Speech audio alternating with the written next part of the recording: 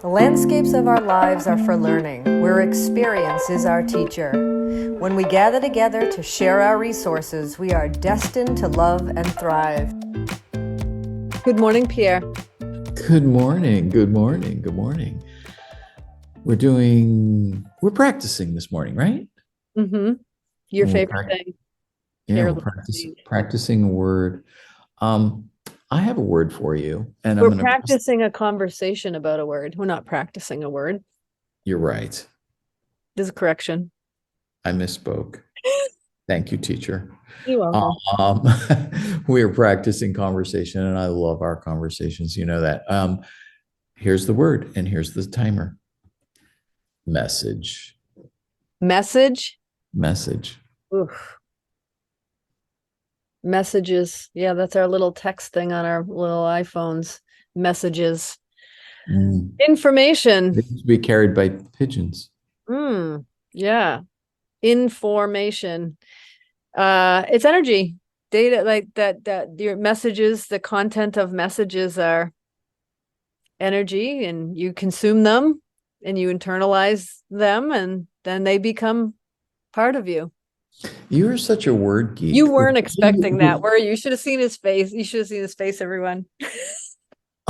Well, no, probably you might describe it as a little stunned, right? Mm-hmm. Yeah, you are such a word geek because the way you said information, I experienced it differently. I've just taken the word as information. So it's stuff coming in. I never really heard the inform. Mm-hmm. And then break that down again in a form, like it's Or forming you. Yeah, all that stuff. You are in formation. You're being formed. Yeah. Right, by everything you consume, like that. So messaging, right? Yeah. I think of messages as packets. Mm. And um, and then packets. I don't know if I can go beyond that, but like a book isn't really a message. An essay doesn't seem like a message.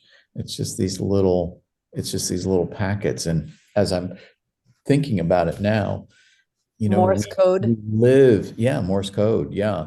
We live more in these packets. Little bits of data, messaging.